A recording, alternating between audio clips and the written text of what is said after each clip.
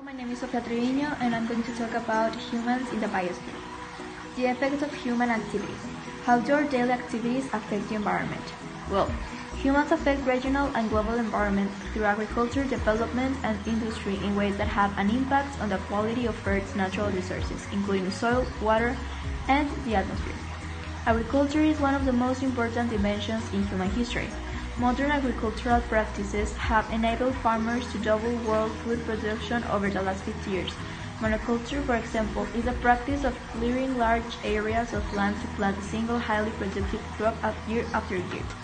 So, in a few words, monoculture is the practice of planting a single productive crop year after year. However, providing food for nearly 7 billion people impacts natural resources, including fresh water and fertile soils. Fertilizer production and farm machinery also consume large amounts of fossil fuels. Development. The growth of cities and suburbs is tied to the high standard of living that Americans enjoy. This development has environmental effects. Dense human communities produce lots of waste. Industrial growth. Industry and scientific know-how provide us with the conveniences of modern life, from comfortable homes and clothes to electronic devices for work and play. These conveniences require a lot of energy to produce and power. We obtain most of this energy by burning fossil fuels, and that affects the environment. Sustainable development. Ecosystem goods and services are the goods and services produced by ecosystems that benefit the human economy. Ecosystem goods and services are classified as either renewable or non-renewable.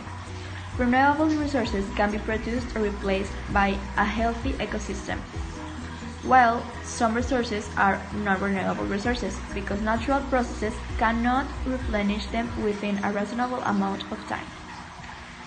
Using resources in such an environmentally conscious way is called sustainable development. Sustainable development provides for human needs while preserving the ecosystems that produce natural resources. Soil resources. Why is soil important? Healthy soil supports both agricultural and forestry. Soil erosion is the removal of soil by water or wind. Soil erosion is often worse when land is flooded and left barren between plantings. How do we protect it? Well, it is possible to minimize soil erosion through careful management of both agriculture and forestry. Freshwater resources. What are the primary sources of water pollution? Well, the primary sources of water pollution are industrial and agricultural chemicals, residential sewage, and non-point sources.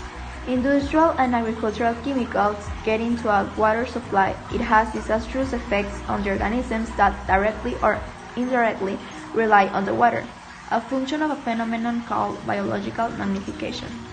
Biological magnification occurs if a pollutant is picked up by an organism and it's not broken down or eliminated from its body. Water quality and sustainability.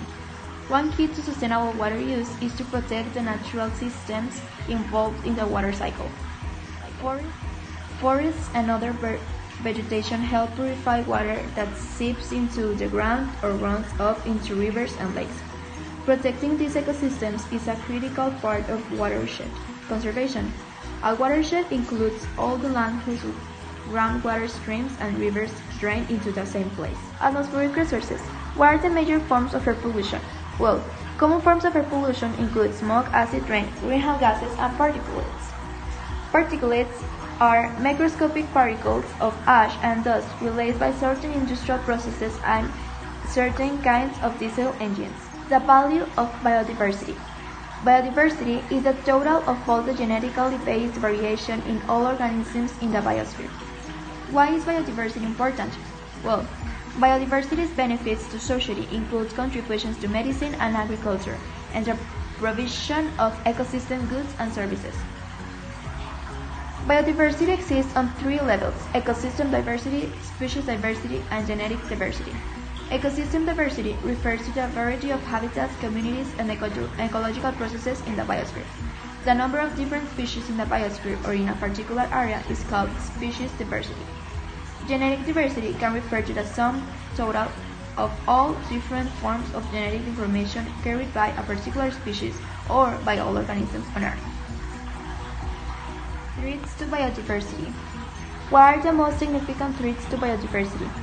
Humans reduce biodiversity by altering habitats, hunting, introducing invasive species, releasing pollution into food webs, and contributing to climate change. Conserving biodiversity. How do we preserve biodiversity? To conserve biodiversity, we must protect individual species, preserve habitats and ecosystems, and make certain that human neighbors or of protected areas benefit from participating in conservation efforts. The main thrust of global conservation efforts today is to protect not just individual species, but entire ecosystems. The goal is to preserve the natural interactions of many species at once. To make sure that conservation efforts are concentrated in the most important places, conservation biologists have identified ecological hotspots.